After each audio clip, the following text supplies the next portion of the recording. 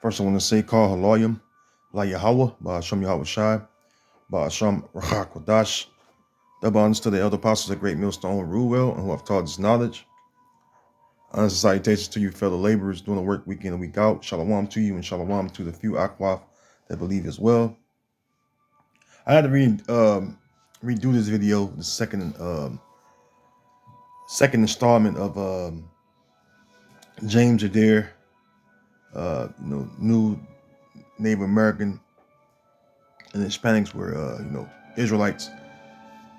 It's a message directed at F.O.P.E, which without any well, first and foremost, I'm gonna say this: I don't believe that the Spirit, all right, and power of Yahweh B'Shem Yahweh Shai is dealing with them through the Ruach Kodash, the Holy Spirit, because for them to make such statements as they've made towards those of us that fathers are so-called Native Americans or Hispanics, they don't know our history, they don't know anything about us to make such a foolish statement like that. And in the last installment I did, or the first installment I did rather, I meant to go into something about the language and the dialects, right? And I kind of just lost track. But I'm gonna attack that in this segment, or this part dealing with the language and dialects, because I proved that our fathers knew the name Yahweh, and they knew the name Yahweh Shai too. But start with the Heavenly Father name, the Most High name, Yahweh. They knew that name very well. And I'm gonna go into history to prove that the language they spoke was the Hebrew that the Jews, which are the southern kingdom of the nation of Israel, Judah, Benjamin, Levi, they spoke the same language, which they were the interpreters or translators, all right, language translators for the Spanish and conquistadors and the English, those that came over here to invade us, which they were the Edomites, right? But they used the Moors, which were also known as Jews, right? Because they was basically Jews, Southern Kingdom Israelites that were called Moors or Marrano due to the many battle skirmishes or wars with the so-called Arab nations, which are the Ishmaelites, are the people of Ishmael.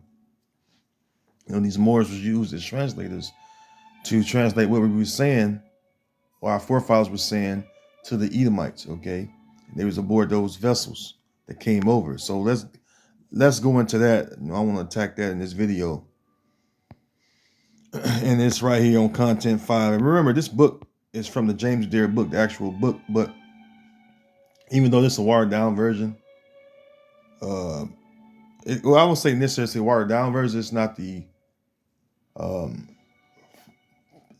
paperback, but it's accurate.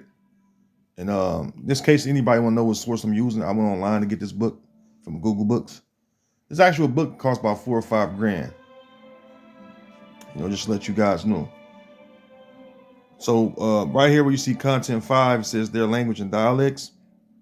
And it gives the source to page 37, which I'm going to scroll to. You're going to go to page 37. I'm going to bring up some history of the Moors. Being with Christopher Columbus, as you know him as. All right, let me see. A little more.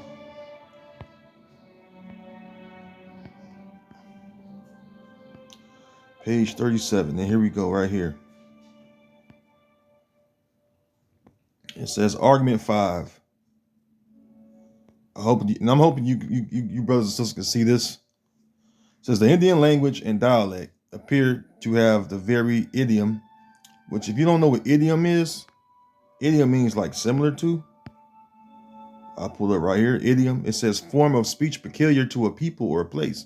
Yeah, well, what peculiar people? The peculiar people that the Bible speaks of. The children of Israel. It is not written that the people of the Lord are a peculiar treasure.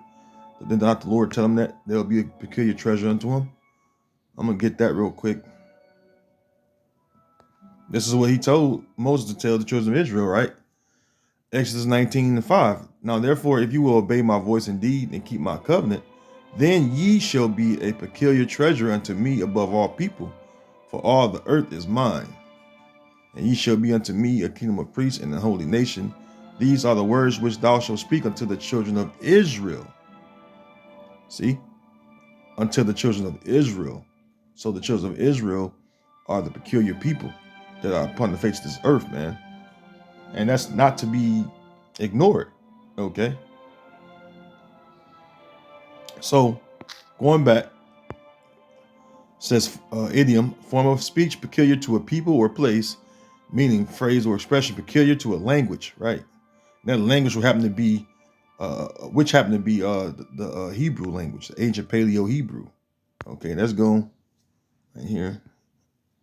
It says the Indian language and dialects appeared to have the very idiom and genius of the Hebrew. All right, genius, right? Slovakia. Genius, right? Let's get genius too. I'm gonna look up some words, man,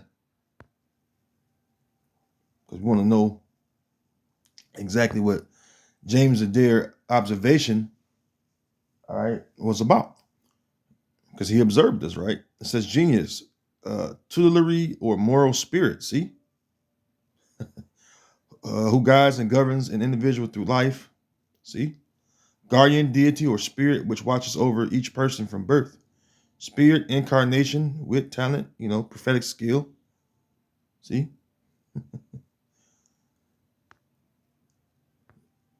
so it says, let me zoom in again. Small. It says the Indian language and dialects appear to have very idiom, which is peculiar, genius of the Hebrew, which is, prophetic. It says their words and sentences are expressive, concise, emphatical. It says, what's this word right here? Onerous and bold, and often both in letters and signification, synonymous with the Hebrew language. It is a common and old remark that there is no language in which some Hebrew words are not to be found. Probably Hebrew was the first and only language till distance of time and place introduced a change. Which you have the boarding schools, right? That's the reason why our forefathers lost the language. It's through boarding school. Now, I pulled some up right here, right? This is boardingschoolhealing.org. All right. It says U.S. Indian boarding school history. The truth about the U.S. Indian boarding school policy has largely been written out of the history books. There were more than 350 government-funded and often church-run Indian boarding schools across the U.S. in the 19th and 20th centuries. Indian children were forcibly abducted by government agents, so they kidnapped. All right, they kidnapped the children. I mean, goddamn, man. It says, let me read that again, man. Indian children were forcibly abducted. All right, abducted by government agents, sent to schools hundreds of miles away, and beaten, starved, and otherwise abused when they spoke their native tongues. Now you gonna tell me, all right, that if that did not happen to our fathers and our people that was over here, if it did not happen, you don't think they would be speaking in the straight up ancient Paleo Hebrew still?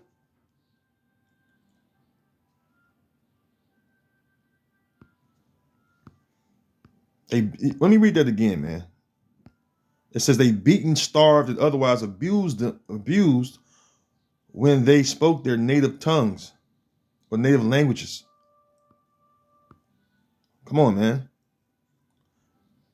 Intro to boarding school history, beginning with the Indian Civilization Act, Fund of March 3rd, 1819, and the Peace Policy of 1869, which they don't keep any peace treaties.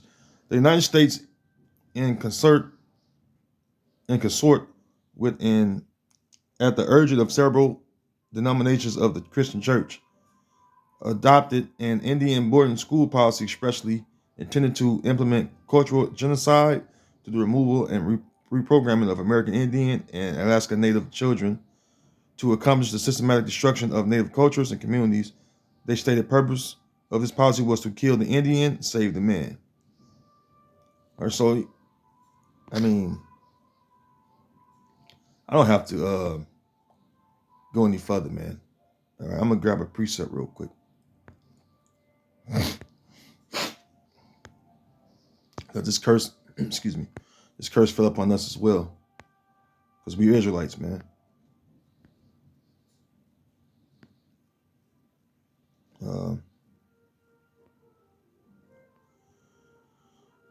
I'm gonna start at 15. Deuteronomy 28:15. But it shall come to pass, if thou wilt not hearken unto the voice of Yahweh thy power, to observe to do all his commandments and his statutes, which I command thee this day, that all these curses shall come upon thee and overtake thee. So when you go down, right,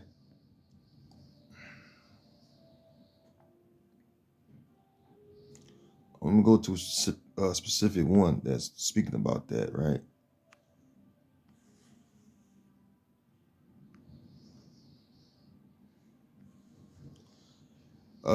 Verse 32, thy sons and thy daughters shall be given unto another people, and thine eyes shall look and fail with longing for them all the day long, and there shall be no might in thy hand, because it was done by force.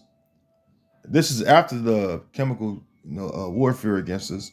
The smallpox, the malaria, all the things that was used against, those of us that are Native Americans and Hispanics. It was a lot of chemical disease used against us. Something they like to leave out, man. And specifically, GAD. A lot of those diseases wiped them out. So after they did that, the next thing to do was the survivors was to beat, abuse them. Lot of times they would use pedophilia against them. All right, they would ravish little girls and little boys. All right, they would do this often. All right, if you caught speaking your language, they beat the shit out of you, man.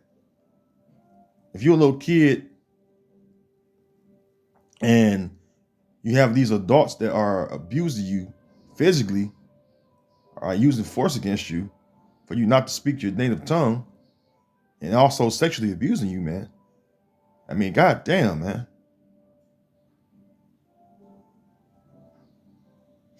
Thy sons and thy daughters shall be given unto another people, and thine eyes shall look and fail with longing for them all the day long, and there shall be no might in thine hand. Yeah, because a lot of them that was captured, it was no way of getting them back.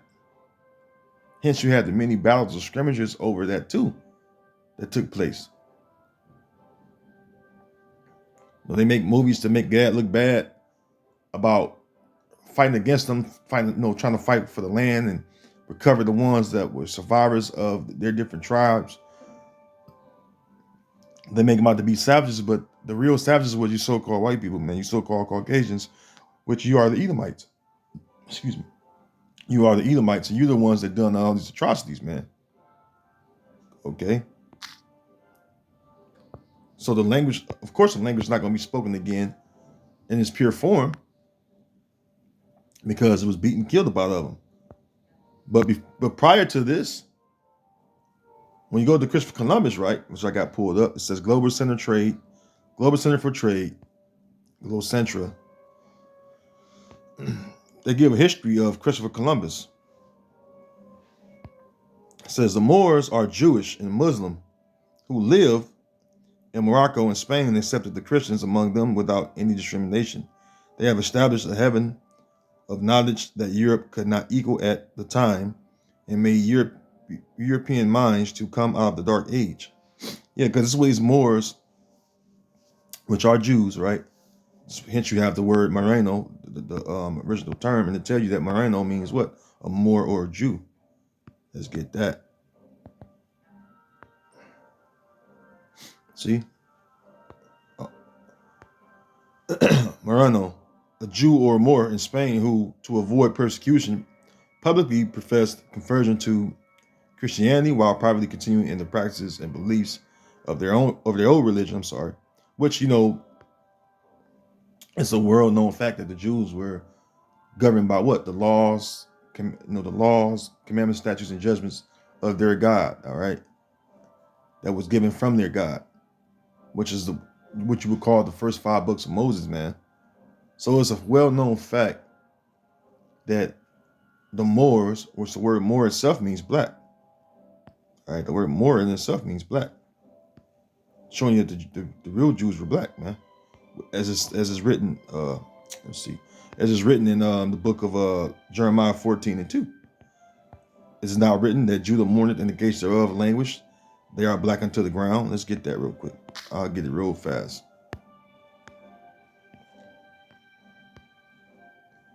And this is something that they can't deal with, man. Jeremiah 14:2. Judah mourneth in the gates thereof languished. They are black unto the ground. And the cry of Jerusalem. Where's Jerusalem? Oh, in the land of Israel. All right. The capital of the land of Israel. All right. And the cry of Jerusalem is going up.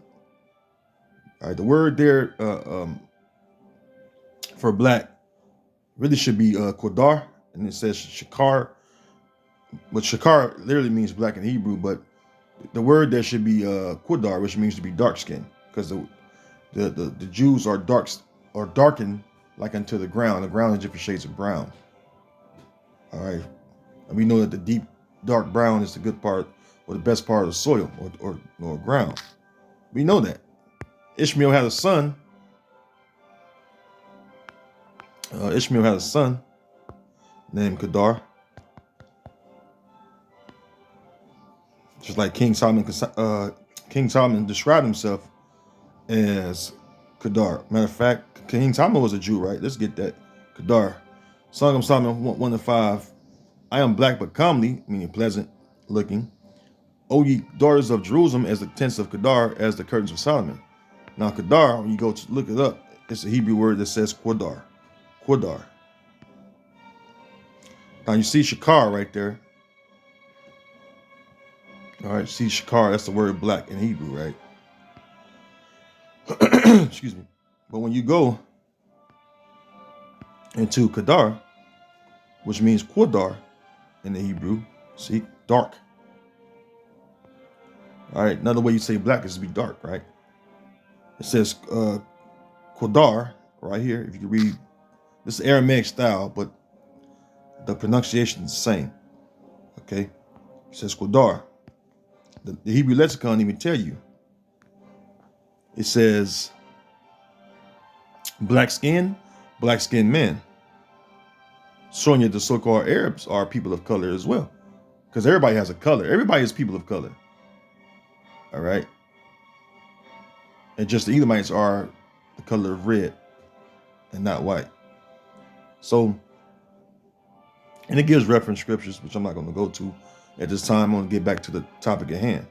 So we know that the Jews were the so-called blacks or so-called Negroes today, so-called African Americans. They were used as translators. I'm going to get the rest of that history real quick. Here we go. It says the Moors are Jewish and Muslim who lived in Morocco and Spain and accepted the Christians among them without any discrimination. They have established a heaven of knowledge that Europe could not equal at the time and made European minds to come out of the Dark Age. Now, I'm going to jump down because I want to get to the point.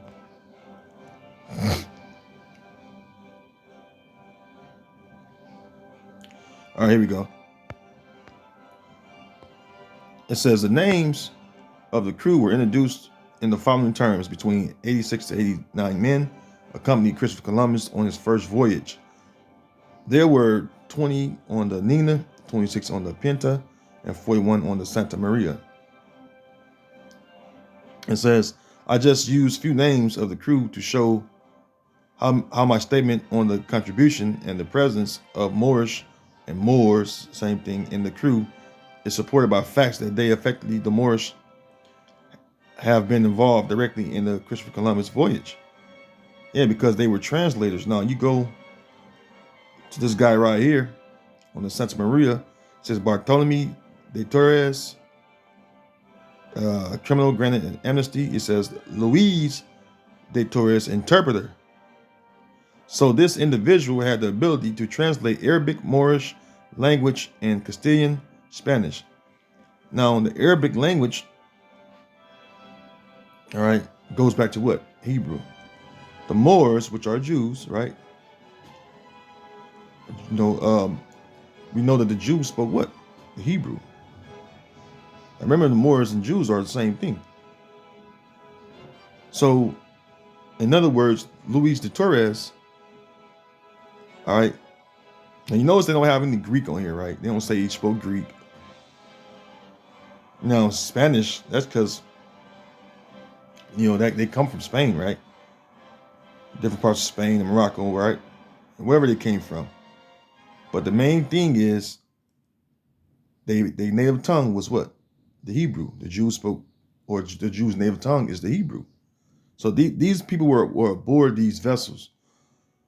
When they landed on Hispaniola, or, you know, around the Caribbean, you have the Tainos, the Arawak, which are our brethren. What language you think they spoke? Hebrew. Just like the rest of us, right? Because, you know, the history of the northern tribes became from Assyrian captivity over to the land where never mankind dwelt, which is the Western Hemisphere, the so-called unknown world, or the so-called New World. This is what Christopher Columbus was doing. And he knew that he would encounter Hebrew-speaking people, because you didn't have any Greek or Latin, you know, interpreters. We know that Luis de Torres is a Moor or a Jew, and he spoke what? The Jew spoke the Hebrew. Arabic go back to what? Hebrew. Oh. So it makes sense that you would have the tents of Judah on board the vessels, because you know that they not only would know the language but recognize their brethren, which would be our forefathers, which are brethren to them, because we all are part of the 12 tribes of Israel. Now let's go right here back to the book. And I want to get a precept real quick. I had it queued up too.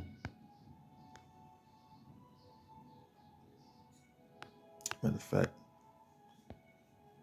what if it was the Isaiah 19:18? Let me get that real quick. I think it's Isaiah 19:18. I want to get it real quick.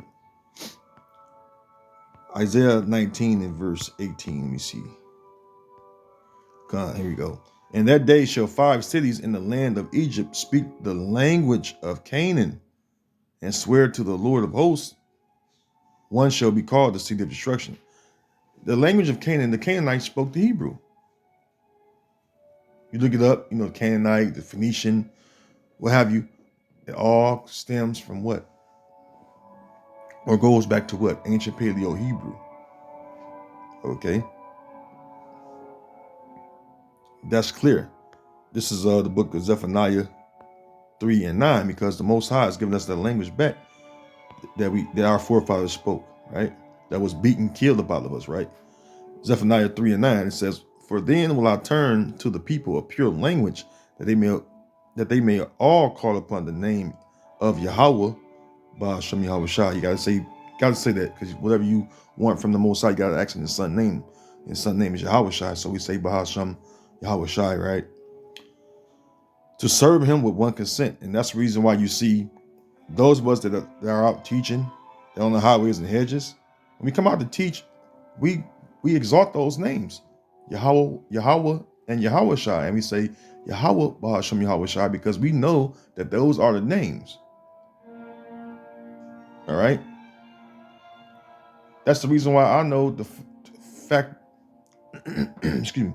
That's this reason I know with the fact that when James Adair was trying to pronounce or mimic what they were saying when I brought out in the last video about how they would say the Most High name. And keep in mind, this is after the invasion, right? This is after the invasion, man. Let me go back up. This is after the invasion. All right, so keep that in mind. All right, here we go.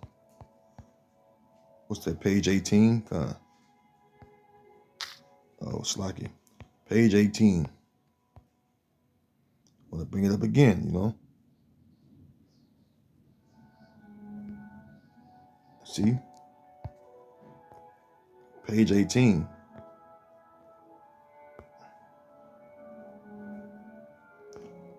And you can see it, See, it says Yohewah. When it really says, it just said Yahweh. That's how you say it, man. How can they know the God of the Hebrew name? All right, how can they know the Most High name if they're not Israelites? All you F.O.P.E guys out there, man. Our fathers knew that name was the name, man. All right, you guys just don't look up history. You don't know anything concerning prophecy. This is nothing but a big, like an elder apostle Aramlab always say, which he's on point with that, man. This ain't nothing but a big reunion of the tribes. That's all it really is, man. That's all it really is. A big reunion. It says hold on one minute. The accidental position of the characters might also coincide with some Hebrew words in various dialects without the least intention, as the true pronunciation of the Hebrew characters is lost in a considerable degree. It is too difficult a task for a skillful Hebraeus. Because if you beat and kill a language out of people, the pronunciation is going to be lost. Well, the correct pronunciation, I should say, like James Adair was saying, the correct pronunciation is being lost. Because why? Through slavery. See?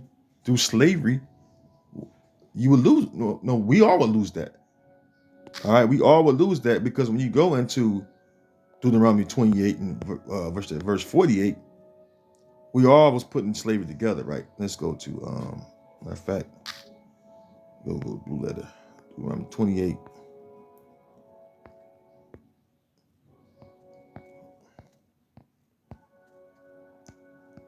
Deuteronomy 28 and verse 48. Therefore shalt thou serve thine enemies, which the Lord shall send against thee, in hunger and in thirst and in nakedness and in want of all things, and he shall put a yoke of iron upon thy neck until he have destroyed thee. Now, when you look up this particular precept on the Google, it even showed you, all right, let's highlight it up here.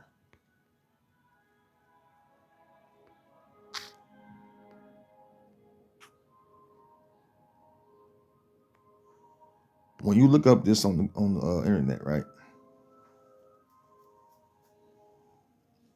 and you click on the images that come up, right, you instantly see pictures of Negroes and Native Americans with yokes of iron upon their necks, because they all went to slavery together, because they are brethren. All right. That's the reason why. You guys just don't you just don't. Honestly, I think you just do it just cause a division.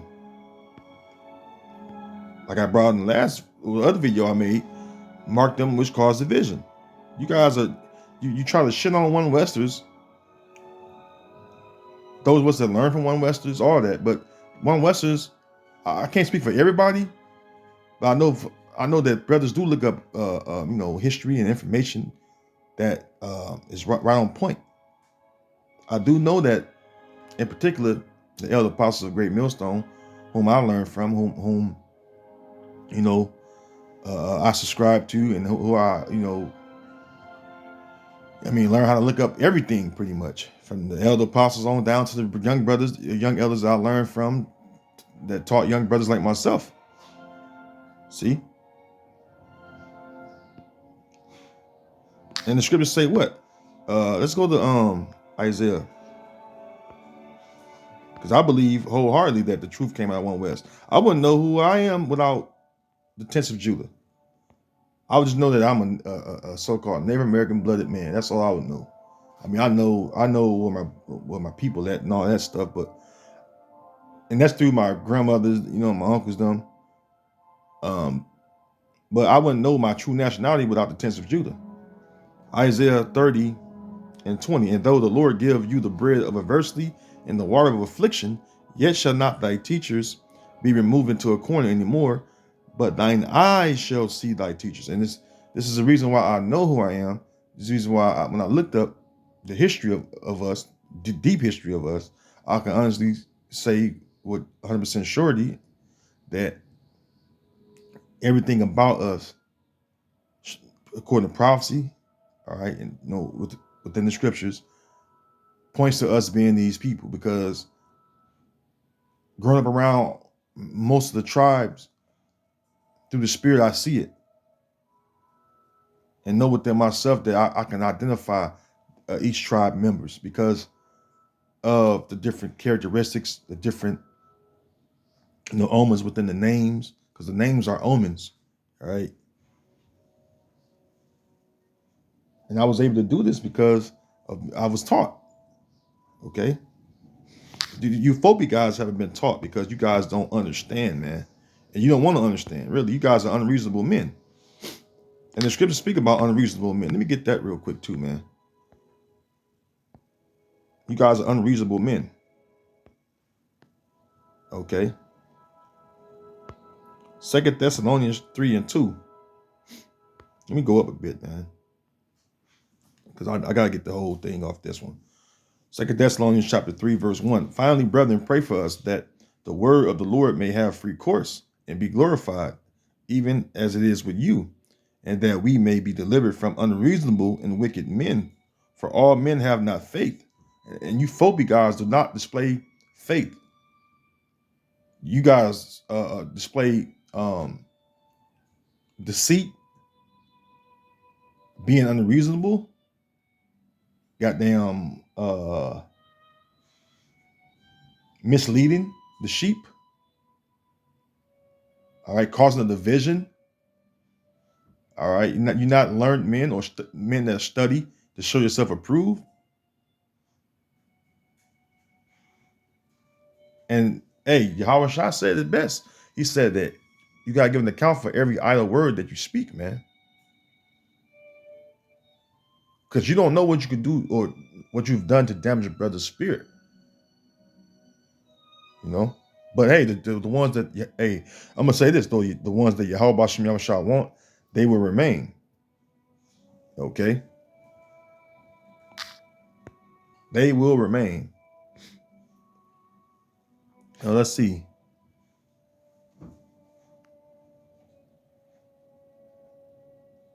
Was there any more? Okay, yeah, I'm gonna continue on. I'm right here, back on the book. It says, to a certain satisfactory identity of language between the Jews and the American Aborigines, much more,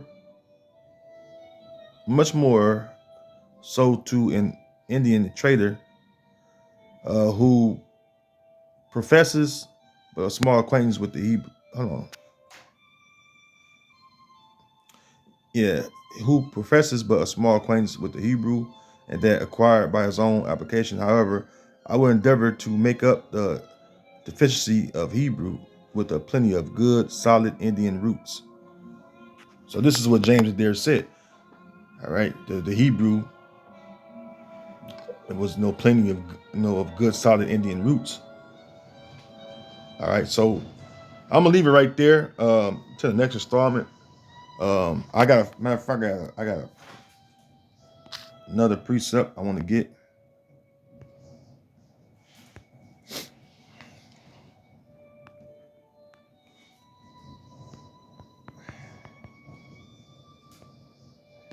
I'm gonna get a precept real quick.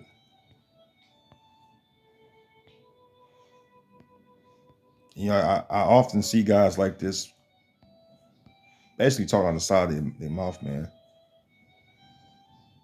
And they don't know, they don't understand what they're doing.